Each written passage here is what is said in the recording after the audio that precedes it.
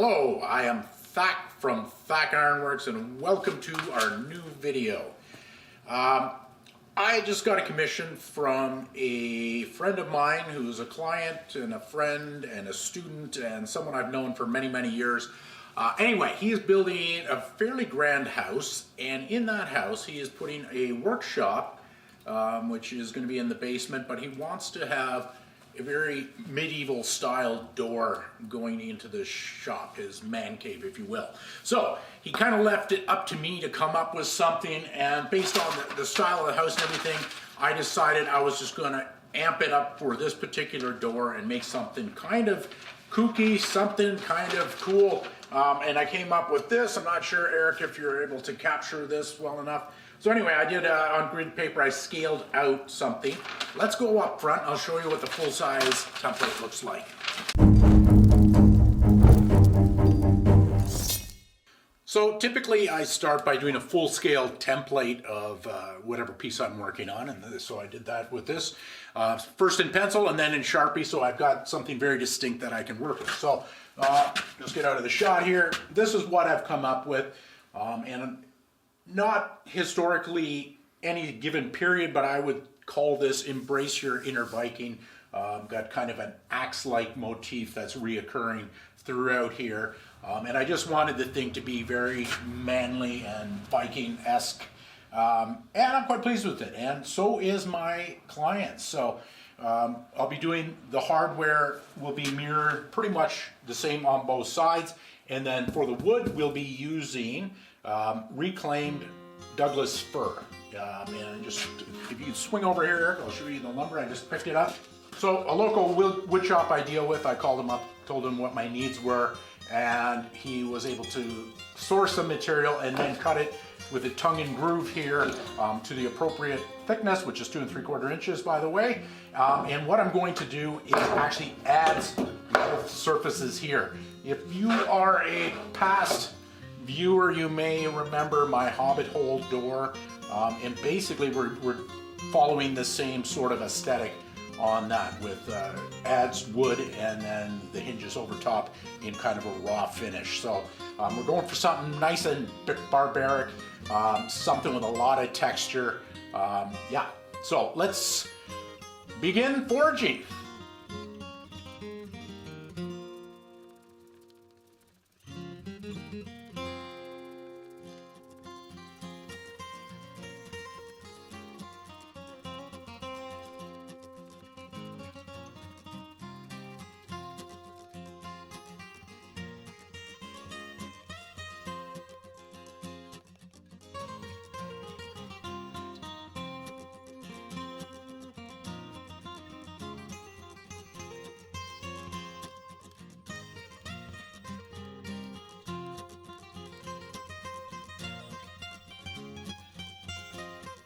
Okay, so a week has passed. We were filming last Saturday, it's now Saturday again. During that week, Ethan and I worked on the door quite a bit, including the wood. And so you can see we took those planks, they were adzed, stained, and then glued together. So we've got basically the door is now one chunk here.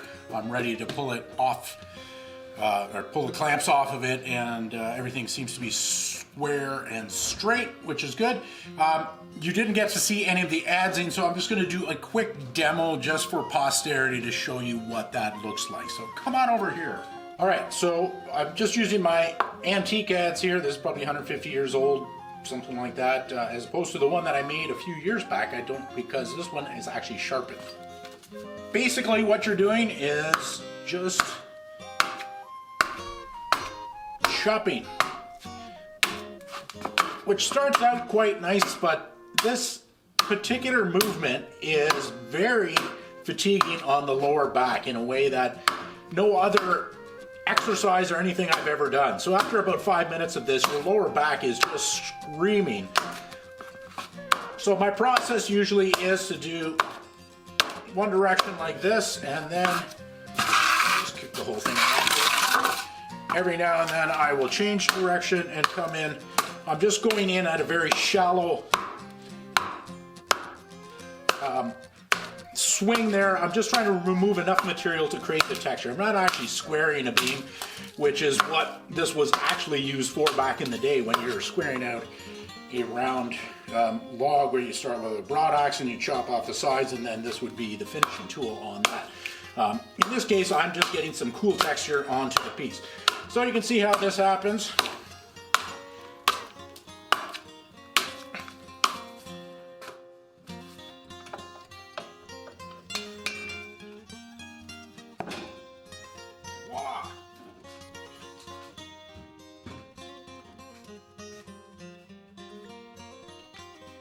So, as I said, a week has passed now, and I've just done a lot of forging. Ethan and I both have, and we've basically roughed out all the components. So we've got two sides to this thing. So I've got like enough of these hinge components to do two sides.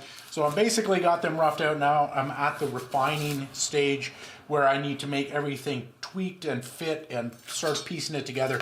Then I will start shaping these collars over the lapped edge here, fitting that all on, and then the thing will get tacked together with weld. We'll put on the various collars and stuff like that, drill some holes, and then we are closer to assembling this whole thing. So this is the bottom hinge. All right, so the middle of the door here, we've got the pull, which was a very distinctive piece here. This was several pieces that were forged out and then welded together, so a forged and fabricated piece, but it's quite cool. I still have yet to do the handle, and then the working guts of the lock, which I'll use an industrial commercial latch set for that and make this whole thing work with it. You see components for my center hinge here, which is a smaller version of the top and bottom hinge. So things are roughed out, but still need a fair bit of tweaking to get it in place. There's a lot of hammer work on this, but I wanted the thing to have a very textured look to it, and every piece being hammered out like this, I kind of let each one organically be a little bit different so that there is a very primitive aspect to the entire door. Let's move on up to the top. All right, so I just got all the components piled up here. These are all the bits and pieces for basically everything, but let's just, the top hinge is the same as the bottom hinge. It's just a mirror image there, so a little bit of fine tuning yet to do on the pieces, and then I can start shaping the collars around that. Let's talk about the speakeasy. So there will be a hole cut in the door here with the grill, and for this grill I'm intersecting 7/16 round bar. What I've got drawn here is like 3/8. I thought I wanted something a little beefier, but not too much beefier. Half inch I thought would look a little bit too overpowering, so 7/16. So we have textured some bars here, and now what I need to do is mark 3 holes in each of the horizontal pieces and slit into them, drift them out to a 7/16 round that we can then intersect the round bars and create this grill, and then do some funky forged ends on there. This all comes together. On the other side of this, you imagine on the inside, this will be the side that closes, and we'll be shaping this got some cool hinges on here, opens up. So from inside the shop, you will have a little latch up. You'll be able to look out into the hallway, wherever this is, the outside is going to be there. But this is your speakeasy door. We'll come back to that one. Let's get to the forge and let me demonstrate piercing these guys. Okay, so we've got 7/16 round bar, which is a pretty delicate bar, and piercing that is a bit fiddly. I've got my little chisel here, hot chisel. This is just 5160, which is not really up to the task, so I have to sharpen it virtually every hole that I do. It tears it up pretty badly. For bigger chisels like this, I have H13, which is much better for hot work, and I just simply don't have that. So I've just got this sacrificial little 5160 tool, which works fine. You just got to go slow and resharpen. A very historically accurate way of doing things. So let's get center punch marks on these guys here.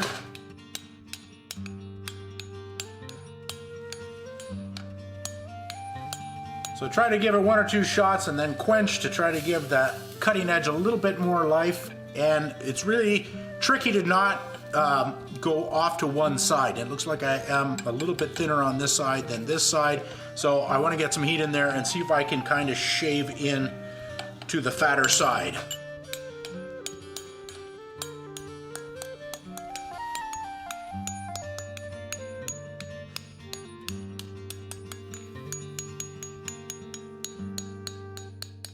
So now I'm going to drip this out, and I'm just going to use my big Pritchel hole in the anvil there, and I tend to just move it around. You could use a smaller hole there, but I actually like the versatility of being able to move things around. I can control stuff a little bit better.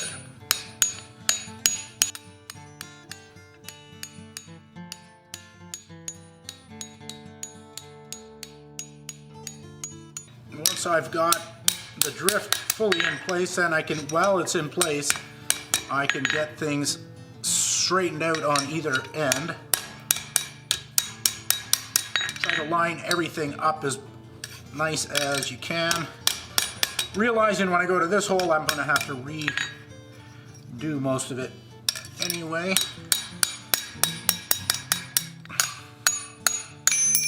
So something like that. Certainly not perfect, but that's good enough for what we're doing here. That will give the right effect. So I've got to drift out the other 2 holes here. I can see I'm going to have to do some twisting to get things lined up there. So let me get that, and then I got to get the other 3 holes on the other horizontal bar, and then we can start putting this together. All right, so these hinges are taking forever because they have a lot of components, but I think they're looking pretty cool. So I just wanted to just take a minute out and show some of the features and how they're made. So here's the hinge with the raw finish on here. This is off the forge. You can see there's soot on here and soapstone.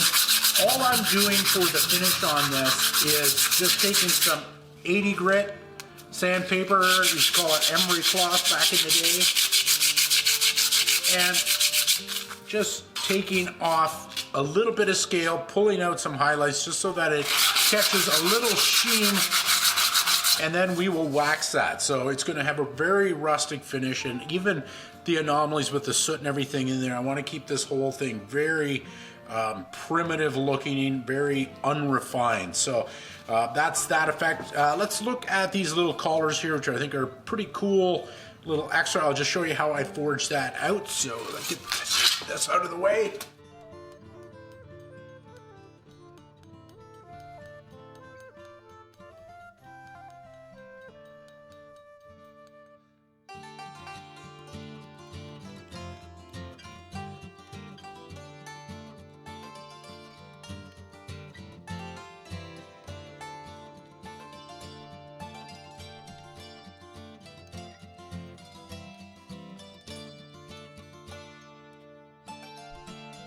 All right, so for the actual latching mechanism, I decided to use something already made. This is a local foundry, and they make these out of ductile iron, and it's quite a nifty little design here. It's really, really heavy duty, and with the spring and everything, it's much stronger than anything I can find commercially. So I use them a lot and build stuff around them just because the thing is so strong, and I can swap this out, put my handle on. I'm working on a handle right now. Let me show it. So this is in process here, but there'll be a handle here. So swapping that all out. Anyway, using these guts. So what I'm going to do is do a surface mounted lock box with a night latch on. That's like a slider bolt on there. So housing this thing and incorporating its mechanism, and then making it look all very medieval. So I've got the rest of the components in this thing here, which will be modified or discarded as I cannibalize and Frankenstein this whole thing to fit. So anyway, what I did is figure out, based on the dimensions of that existing lock, what I need to do as far as building a housing, a shroud to go around that, and then I will have my cool handle thing on the inside for that, and a slider latch. So anyway, laid out that template, figured out hole spacing, all that stuff. From there,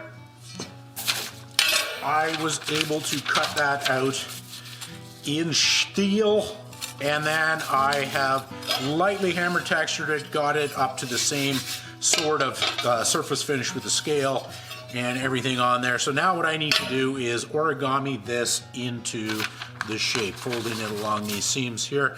So I could probably go to the vise with this. Oftentimes what I will do in a situation like this, if I can't reach into the vise, it's too deep or something like that, is I will do it off the edge of my repousse table and just put a bar across here, something heavier than this one, but I would clamp something like this on and then hammer it on. So I'm able to build my own little box break for bending the very specific pieces, and I can cut pieces that I can bend them if I need to at a very specific size. But I think in this case, all these bends are simple enough to do in the vise, so maybe we'll move over to the big vise and see if we can bend one of them up.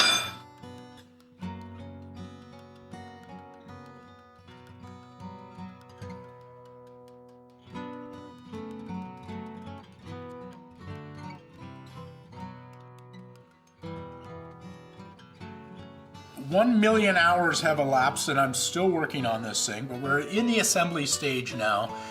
So I just want to demonstrate putting on the hinges. I just screw them on to get them located properly, and now I put in our decorative rosette legs. So let me show you all that.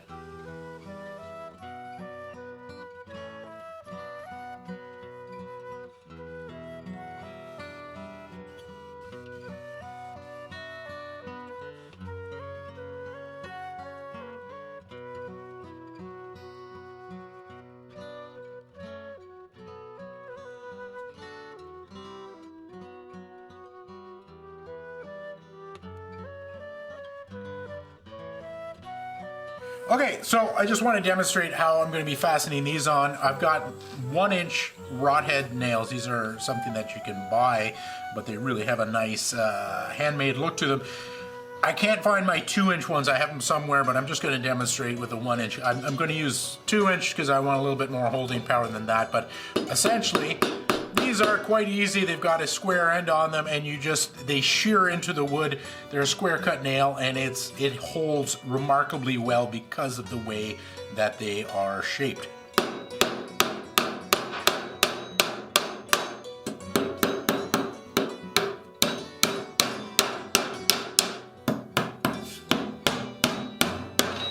Alright, so I've got the door finished to the point it's going to be finished for now. The house that it's going into is still probably about 4 or 5 months away.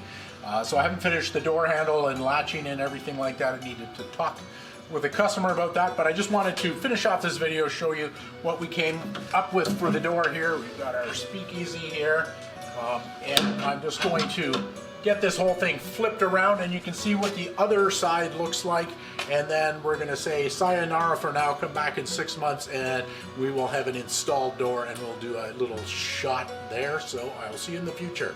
Thanks for coming. See ya!